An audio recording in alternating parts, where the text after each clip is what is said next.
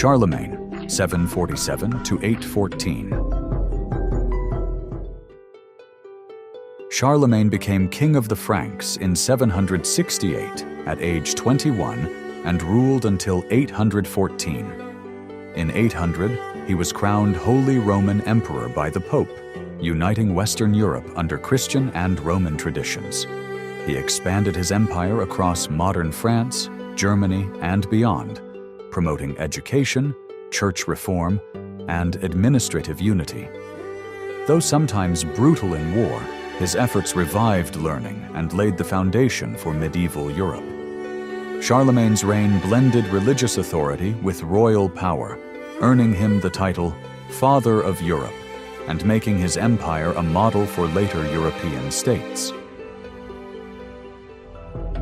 Hugh Capet, 938 to 996. Hugh Capet ascended the throne in 987 at age 49 and ruled until 996. Though his direct power was limited to the area around Paris, his reign marked a turning point in French history. With the decline of the Carolingians, his election began the Capetian dynasty, which would rule France for over 800 years. Hugh helped establish a hereditary monarchy and laid the groundwork for centralized royal authority. While not powerful himself, his long-term legacy was profound. Despite initial struggles to assert dominance, his line's eventual endurance made him a foundational figure in the French monarchy. Philip II, 1165 to 1223. Philip II, also known as Philip Augustus, became king in 1180 at age 15 and ruled until 1223. He transformed the French monarchy into a dominant European power, reclaiming vast territories from the English, including Normandy. Philip centralized government authority and restructured royal administration, helping Paris grow as a political and cultural center. He also participated in the Third Crusade alongside Richard the Lionheart. Though criticized for his aggressive tactics, he strengthened France's borders and monarchy. His reign was a turning point, marking the beginning of a more unified and bureaucratically efficient French state. Louis IX, 1214 to 1270. Louis IX became king in 1226 at age 12 and reigned until his death in 1270. Deeply religious, he led 2 crusades, though both ended in failure. Despite this, his reputation for fairness, charity, and piety earned him canonization as Saint Louis. Domestically, he reformed the legal system, making royal justice accessible to common people and limiting the influence of feudal courts. He built monuments like Sainte-Chapelle and promoted peace in France.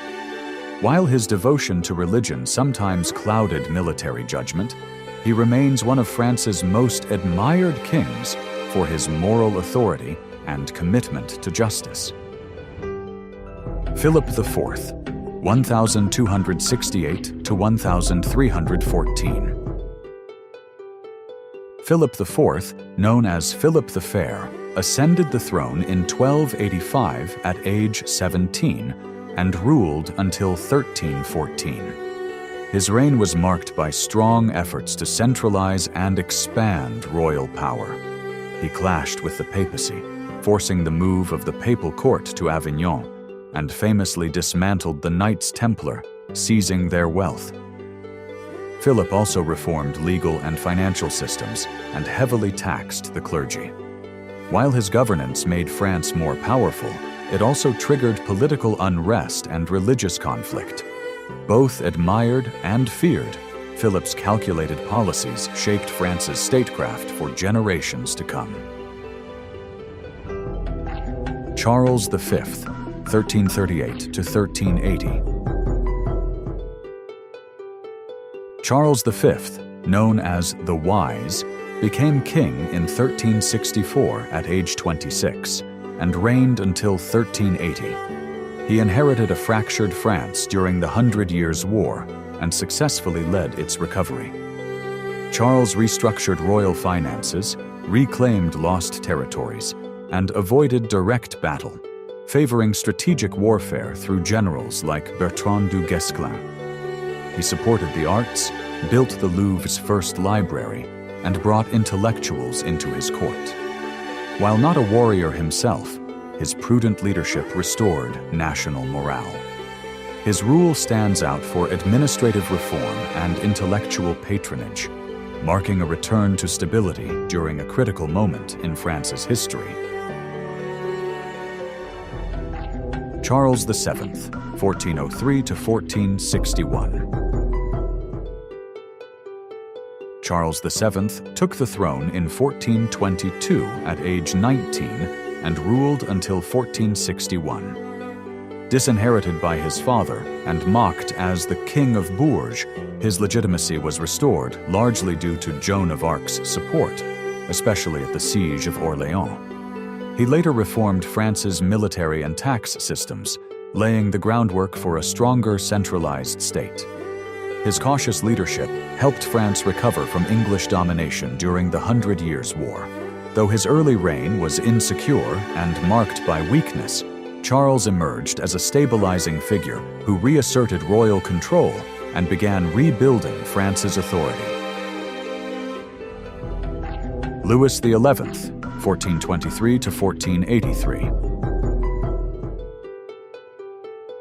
Louis XI became king in 1461 at age 38 and ruled until 1483. Nicknamed the Spider King for his web of political intrigues, he expanded royal authority through diplomacy, cunning, and calculated alliances. He weakened the power of rebellious nobles and brought Burgundy under French control. Though he lacked charisma and was disliked by many, Louis's reign was crucial in transitioning France into a more centralized and bureaucratic state. He valued industry, trade, and intelligence gathering, often preferring manipulation to war. His legacy lies in building the administrative structures that would support the French monarchy for centuries. Francis I, 1494 to 1547. Francis I became king in 1515 at age 20 and reigned until 1547. A true Renaissance monarch, he championed art, architecture, and learning. He invited Leonardo da Vinci to France and commissioned elegant chateaux like Chambord. While he was a cultured ruler, he also fought a series of costly wars against Charles V of the Holy Roman Empire. Francis strengthened the monarchy, centralized authority, and supported the growth of humanism in France. Though often preoccupied with military ambition, his patronage of the arts helped shape French identity. His reign blended brilliance and excess, leaving a powerful cultural legacy. Henry II, 1519 to 1559. Henry II ascended the throne in 1547 at age 28 and ruled until 1559. He continued the policies of his father, Francis I, and was a strong military leader who gained several victories in Italy. However, his reign was also marked by rising religious tensions and harsh persecution of Protestants, deepening divisions that would lead to civil war. Despite efforts to consolidate royal authority, his rule ended abruptly after a fatal injury in a jousting tournament. Henry's sudden death destabilized France, as his young sons struggled to maintain control. His reign stands as both accomplished and tragically transitional. Thanks for watching till the end.